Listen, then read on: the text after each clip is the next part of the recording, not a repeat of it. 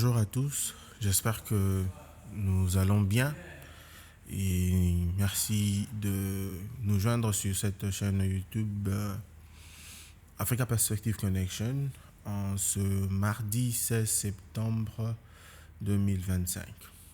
L'analyse de ce jour porte seulement sur l'annonce de la ministre de la Jeunesse, Grace Coutinho, Excellence Grace Coutinho, qui voudrait initier les consultations de la jeunesse et elle a fait un discours de 3 minutes, 4 minutes presque, où elle annonçait tous les avantages liés à ces consultations. Mais notre point de vue est totalement opposé parce que les consultations, c'est bien bon, mais est-ce que vous allez réellement entendre la jeunesse? Je pense que c'est inopportun parce qu'il y a déjà eu de consultations et il y a des recommandations de ces consultations qui sont dans vos tiroirs, Madame la Ministre. Donc, il faut plutôt les mettre en pratique parce que la majorité des préoccupations des jeunes Congolais sont déjà connues. Il y a le besoin criant de formation et il y a la question de l'employabilité. Donc, si il faut initier des consultations de la jeunesse, rassurez-vous que ce n'est pas un simple décor de communication que vous plantez, mais vous dites aussi que vous avez décidé d'écouter la jeunesse. C'est comme ça que vous lancez les consultations nationales pour 2025. Mais pourquoi vous allez encore consulter alors qu'il y a des recommandations qui existent, qui dorment dans vos tiroirs? Pourquoi vous ne pouvez pas juste le mettre en avant? Parce que ce qui manque maintenant dans votre ministère, ce sont des actions. Donc, réveillez-vous plutôt pour faire des actions plutôt que de venir avec des consultations parce que ce n'est plus le moment de consulter les gens, c'est le moment où il faut agir, il faut mettre en pratique ce que vous avez promis ou ce que vos prédécesseurs ont promis dans la logique d'une certaine continuité.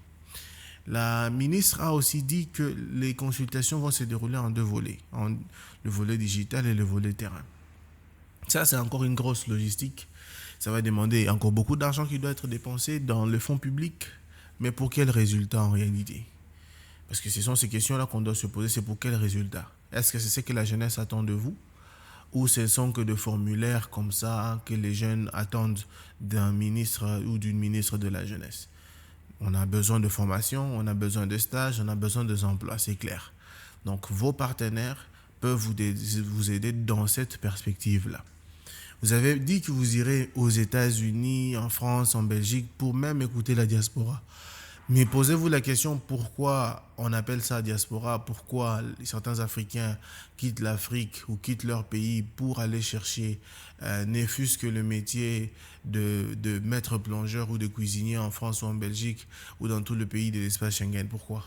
Mais c'est juste parce qu'il n'y a pas ces emplois-là, il n'y a pas cette possibilité de travailler, d'avoir ne fût-ce qu'un salaire minimum garanti ici en Afrique. Donc résolvez également ce problème-là ici. Si vous allez aller écouter les gens de la diaspora, qu'en est-il de jeunes qui sont à Bandundu, au Bandundu là-bas? Quand est-ce que vous allez aller les écouter?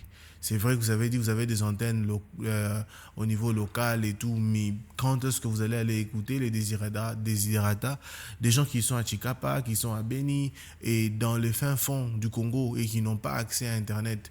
Par exemple, dans le parc Virunga ou dans tous les autres dans toutes les autres aires protégées au fait de notre pays. Vous allez aller écouter aussi ces jeunes là-bas? Comment? Par quel moyen? Donc, il faudrait qu'on descende sur terre et que nous puissions prendre le taureau par les cornes et avoir le courage de nos ambitions, avoir le courage du développement que nous aimons bien apporter. Vous dites que cette initiative a le soutien de l'UNICEF, de l'UNFPA et tout ça. C'est bien bon. Mais pourquoi rien n'avance alors malgré tous ces soutiens-là? Je suis convaincu que ces soutiens avaient même été garantis à vos prédécesseurs. Mais pourquoi rien n'avance alors que vous avez des soutiens et des bailleurs de fonds étrangers? Donc, je pense que soit on rédige des rapports pour plaire à ces bailleurs-là afin qu'ils continuent de vous soutenir dans ces genres d'aventures, ou est-ce que vous voulez réellement transformer les vies des jeunes? Ce sont des questions que nous nous posons, Madame la ministre. Vous dites que pour les jeunes de la RDC, c'est leur moment. C'est notre moment de jeunes. Mais ce n'est pas notre moment tant que les jeunes ne voient aucun changement concret. Tant qu'il n'y a que la même rengaine, que les mêmes promesses, donc il n'y a aucun changement concret, donc il n'y a pas de moment pour les jeunes Congolais. Il y aura le moment quand leur revendication commencera à avoir des actions concrètes sur le terrain. Okay? C'est en ce moment-là que ça sera le moment de jeûne.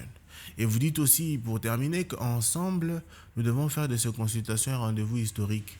Mais la bonne question de se poser, c'est le rendez-vous historique pour qui? En quoi ça serait un rendez-vous historique? Mais seulement cette fois, si vous agissez, ah oui, ça serait un rendez-vous historique, mais si vous n'agissez pas, donc ça servirait à rien de gaspiller l'argent du trésor public avec des consultations qui ne vont aboutir que dans votre tiroir.